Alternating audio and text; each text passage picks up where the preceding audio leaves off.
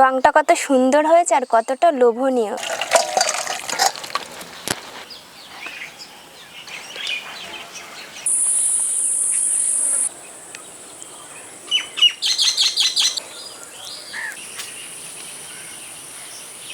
এবছরে এই প্রথম গাঠি কচু বাড়িতে এলো, আর তার সঙ্গে এসেছে বাটা মাছ। তবে বাটা মাছের সাইজটা কিন্তু বেশ ভালো, এক একজনের পাতে এক একটা তুলে দিলেই হয়ে যাবে। গাটি কচুগুলো বেশ ভালো, বেশ গোল গোল, এরকম গোল গোল গাটি কচুই খেতে বেশি ভালো হয়। আর এই গোল গাটি কচুগুলো সুন্দরভাবে সিদ্ধও হয়ে যায়। নমস্কার বন্ধুরা, রূপা কিচেন উইথ বেঙ্গলি ফুড নতুন একটা ভিডিও সবাইকে জানাই অনেক অনেক স্বাগত। এবছরে প্রথম গাটি কচু রান্না করব বাটা মাছ দিয়ে। বাড়িতে অল্প মশলা দিয়ে অতি সাধারণভাবে গাটি কচুর ঝোল রান্না করি। রান্নাটা হয়তো সাধারণ, তবে দুপুরবেলা গরম ভাতের সঙ্গে খেতে হয় অসাধারণ। এভাবে মাছ দিয়ে গাটি কচুর ঝোল রান্না করলে খেতে ভীষণই সুস্বাদু হয়। প্রথম থেকে শেষ পর্যন্ত ভিডিওটির সঙ্গে থাকলেই বুঝতে পারবেন। আমার মা বলেন, যে খাবার দেখতে সুন্দর সে খাবার খেতেও সুন্দর হয়। আপনারা দেখলেই বুঝতে পারবেন এভাবে গাটি কচুর ঝোল রান্না করলে খেতে কতটা সুস্বাদু হয়। প্রথম থেকে শেষ পর্যন্ত ভিডিওটি আপনারা দেখতে থাকুন। মাছ গাটি কচু কেটে ধুয়ে পরিষ্কার করে খুব শিগগিরই ফিরছি। প্লিজ আপনারা কেউ ভিডিওটি স্কিপ করবেন না। মাছ গাটি কচু কেটে ধুয়ে নিয়ে চলে আসলাম। গাটি কচুগুলো একটু বড় বড় করে কেটেছি, গোটা গোটা থাকলে খেতে ভালো লাগবে।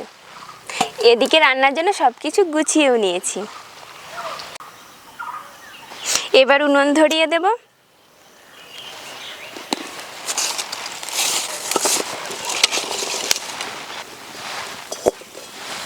গাটি কচু ভাপিয়ে নেওয়ার জন্য কড়াইতে জল দিয়ে দেব। কেটে রাখা গাটি কচু দিয়ে দেব।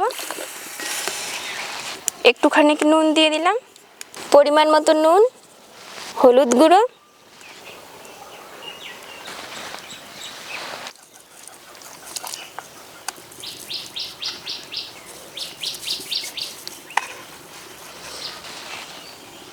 গাটি কচুগুলো একেবারে সিদ্ধ করব না, তাহলে রান্নার সময় ঘেটে যাবে।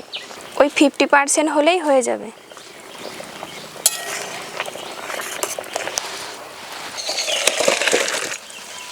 কড়াই ভালো করে ধুয়ে আবার উনুনে বসিয়ে দিলাম। চামচ করে গোটা ধনে জিরে, এক টুকরো দারুচিনি, 4টে লবঙ্গ, 4টে এলাচ, 4-5টা কাঁচা লঙ্কা। এই মশলাগুলো অল্প করে তেল দিয়ে ভাজবো। সব মশলাগুলো দিয়ে দেব। রান্নার জন্য টোটাল এইটুকুই মশলা। রান্নার শেষে ব্যবহার করলে রান্নার স্বাদ দ্বিগুণ বাড়িয়ে দেয়। ভাজার সময় খেয়াল রাখতে হবে কোনোভাবেই যেন মশলা পুড়ে না যায়, তাহলে রান্নার স্বাদ গন্ধ দুটোই নষ্ট হয়ে যাবে।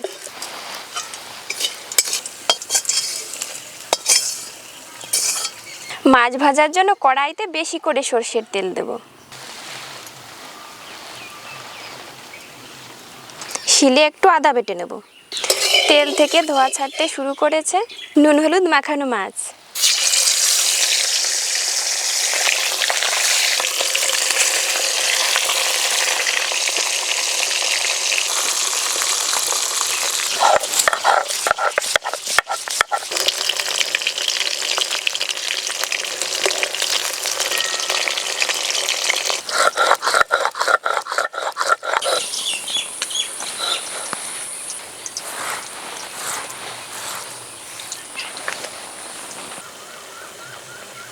মাছ উল্টে পাল্টে লাল লাল করে ভেজে নিলাম। আরও 3 পিস মাছ রয়ে গেছে, এভাবে ভেজে নেব। মাছ ভাজার সময় উনুনের জাল একেবারেই কমিয়ে দিলাম।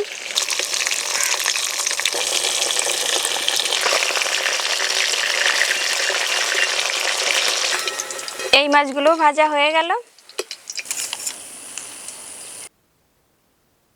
মাছ ভাজা তেলেই গাটি কচু ভেজে নেব।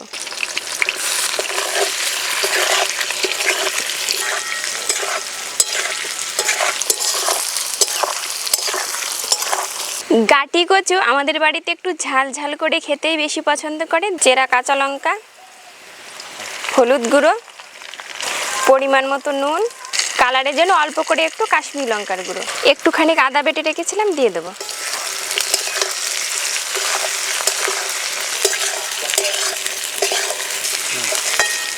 একটু নাড়াচাড়া করে ভাজা ভাজা করে নেব।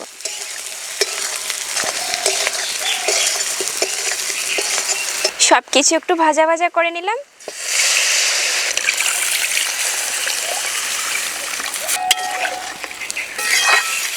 ভাজা মশলা ভেজে রেখেছিলাম, এবার বেটে নেব।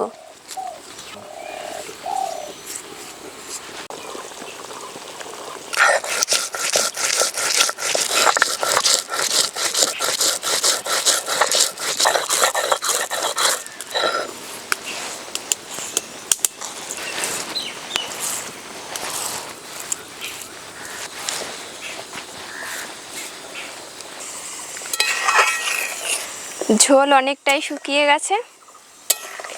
জল দিয়ে 7-8 মিনিট জাল করেছি। ফোড়নের জন্য আলাদা জায়গায় ঢেলে নেব।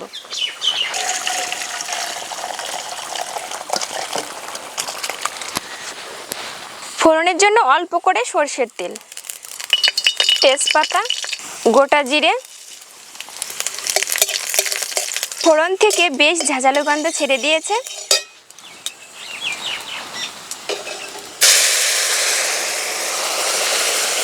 ভেজে রাখা মাছ দিয়ে দেবো।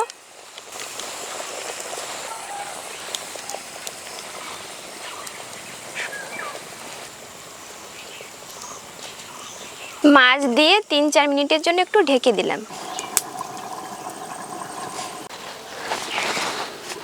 4 মিনিট রেখেছিলাম।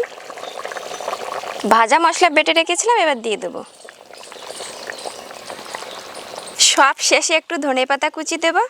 অনেকেই বলেন গাঁটি কচুতে এবার ধনেপাতা, যারা পছন্দ করেন না তারা স্কিপ করতে পারেন। যে সকল বন্ধুরা ধনেপাতা খেতে পছন্দ করেন অবশ্যই দেবেন, খেতে ভালো লাগে। গাঁটি কচু দিয়ে বাটা মাছের ঝোল রেডি হয়ে গেছে। রঙটা কত সুন্দর হয়েছে আর কতটা লোভনীয়। ঝোলটা কিন্তু একটু হালকা রেখেছি। ফোড়ন দেওয়ার পর 4 মিনিট ঢেকে জাল করেছি। ভাজা মশলা দেওয়ার পর আর একটুও জাল করিনি। এবার নামিয়ে নেব।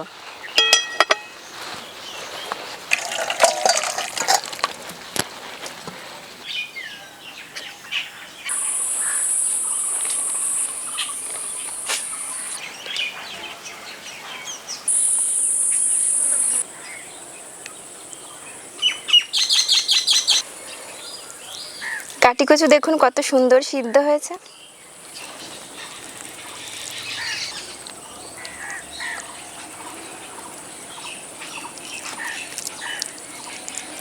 দেখতে তো সুন্দর হয়েছে, খেয়ে দেখি খেতে কেমন হয়েছে। খেতেও ভীষণ সুস্বাদু হয়েছে, তবে একটু ঝাল ঝাল হয়েছে। খেতে ভীষণই ভালো লাগছে। তবে গাঁটি কচু তো আমাদের বাড়িতে ঝাল ঝাল করেই রান্না হয়। গাঁটি কচুর সিজনে আমাদের বাড়িতে নানান ধরনের রান্না হয়। আস্তে আস্তে সবটাই আপনাদের সঙ্গে শেয়ার করব। গাঁটি কচুর সিজনে এভাবে একদিন রান্না করে দেখুন, পরিবারের সকলে আঙুল চেটে খাবে। খেয়ে যদি ভালো লাগে অবশ্যই কমেন্ট করে জানাবেন। ভিডিওটি যদি ভালো লাগে চ্যানেলটিকে সাবস্ক্রাইব করে আমার পাশে থাকবেন। ফেসবুক থেকে দেখে থাকলে পেজটিকে ফলো করে দেবেন। আজ তবে এখানেই শেষ করলাম। আবার দেখা হবে নতুন ভিডিও নতুন রেসিপি নিয়ে। ততক্ষণ ভালো থাকবেন, অনেক অনেক সুস্থ থাকবেন।